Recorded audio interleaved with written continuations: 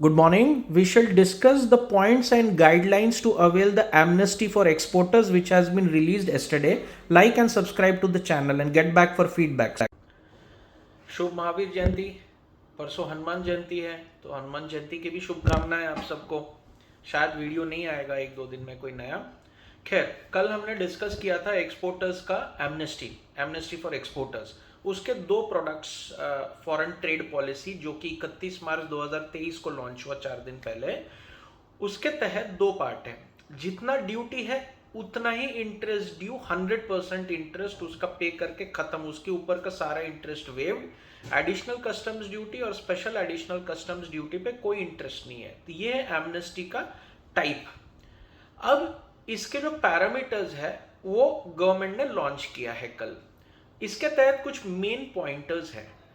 तो main pointers में those who want to avail this amnesty scheme under the foreign trade policy of 2023 have to apply for the same by 30th June 2023 and have to pay the dues under the amnesty as calculated by 30th September 2023।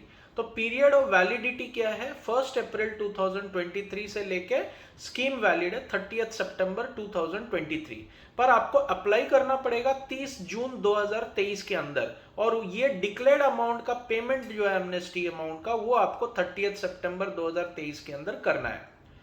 अब कौन सा amount है, ये दूसरा point दिया गया है इसमें। Foreign trade policy of 2009 to 2014 and dues up to 31st March 2015 only are covered under this amnesty। जो ऑब्लिगेशंस एक्सपोर्टर्स का है अंडर फॉरेन ट्रेड पॉलिसी 2009 से 2014 और जिसका ऑब्लिगेशन एंड हुआ मार्च 31 2015 तक करना चाहिए था और ड्यू है, वही पीरियड का ड्यूज का एमनेस्टी अभी वो एक्सपोर्टर्स ले सकते हैं। अब जो 2004 से 2009 का फॉरेन ट्रेड पॉलिसी है उसका तहत कोई एमनेस्टी नहीं है, एक्सेप्ट एक पॉइंट दिया गया है जिसका ऑब्लिगेशन 12 अगस्त 2013 के बाद गिर रहा है, वो ये एमनेस्टी ले सकता है। अब ये ड्यू डेट, ऑब्लिगेशंस वगैरह सब क्या है, तो ये पॉइंटर्स आपको ध्यान में आ गया। 30 जून के अंदर अप्लाई करना है, 30 सितंबर 2023 के अंदर पेमेंट करना है, क्योंकि स्कीम ही 6 महीने के लिए, 1 अप्रैल 2023 से 30 सितंबर 2023। अब फॉरेन ट्रेड पॉलिसी 2009 से 2014 के अंदर जिसका ड्यू डेट ऑब्लिगेशन फुलफिल करने का 31 मार्च 2015 तक था, सिर्फ यही पीरियड के ड्यूज एमनेस्टी में है। ठीक है।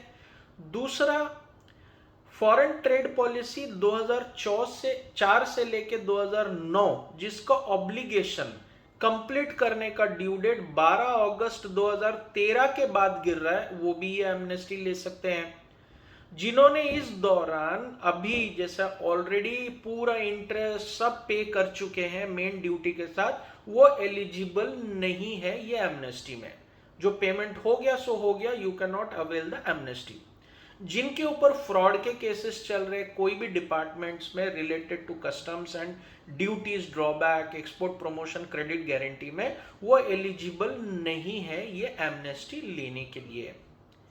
अब जो ड्यू डेट्स है ना, मतलब जो ऑब्लिगेशंस पूरा करने का ड्यू डेट है, export promotion credit guarantee scheme is a advance authorisation scheme for importing capital goods duty free into India for manufacturing quality and good products. ये प्रोडक्ट्स इंडिया में बिकना नहीं चाहिए। जितना आपका ड्यूटी बचा उसका कम से कम 6 गुना आपको प्रोडक्ट एक्सपोर्ट करना पड़ेगा 6 साल के अंदर, और ये ऑथराइजेशन का पीरियड, देने का पीरियड 2 साल है। तो एक एक्सपोर्टर का ऑब्लिगेशन है कि उसने अप्लाई किया, उसको 2 साल के अंदर ऑथराइजेशन मिला under export promotion credit guarantee for import of capital goods duty free into India. उस पर सारे ड्यूटीज माफ रहते हैं। अब उसका ऑब्लिगेशन क्या है, जितना ड्यूटी बचाया मिनिमम उसका 6 गुना 6 साल के अंदर उसने प्रोडक्ट एक्सपोर्ट करना चाहिए।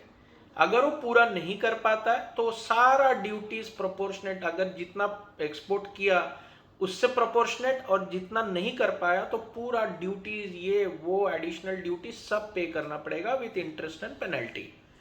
इसका एमनेस्टी उसको अभी मिलेगा अगर ये ऑब्लिगेशन का पीरियड 31 मार्च 2015 तक है।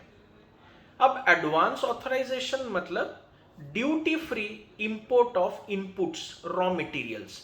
इसमें पैकेजिंग यूनिट आ गया, ऑयल है, लुब्रिकेंट्स है, इंसिडेंटल, जो एक प्रोडक्ट मैन्युफैक्चरिंग करने के लिए आपको रॉ मटेरियल या इनपुट्स लगेगा, उसका भी एक एडवांस ऑथराइजेशन दिया जाता है for importing the goods without paying any duty in India.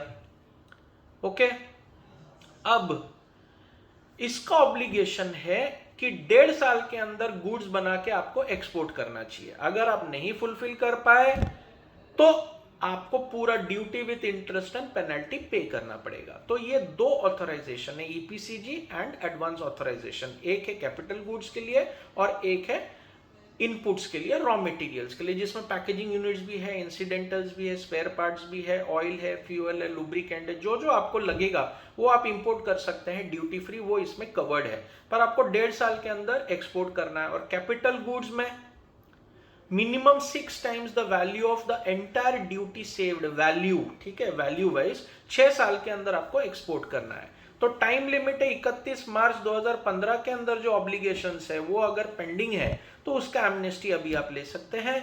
2009 से 9 तक के जो एक्सपोर्ट पॉलिसी था उसका अगर ऑब्लिगेशन 12 अगस्त 2013 के बाद गिर रहा है तो वो भी एमनेस्टी आप अवेल कर सकते हैं। Go through the power point presentation and get back for any doubts and this thing, but file this amnesty by 30th June with the DGFT, Director General Foreign Trade, जो कि approved agency है of central government to approve this amnesty scheme। और जो भी amount है आपको 30 सितंबर 2023 के अंदर एक स्ट्रोक में पेमेंट करना है। सो विंडो है 6 महीने का। So these are the fresh pointers issued regarding the amnesty scheme for exporters. Like and subscribe to the channel. If at all you have any queries, mail me, my mail IDs are there, and go through my website, my contact details are there, and get back to us for any details you require or any clarification. Go through the PowerPoint. Shubh Mahavir Jayanti and Shubh Hanuman Jayanti in advance. May God bless you all.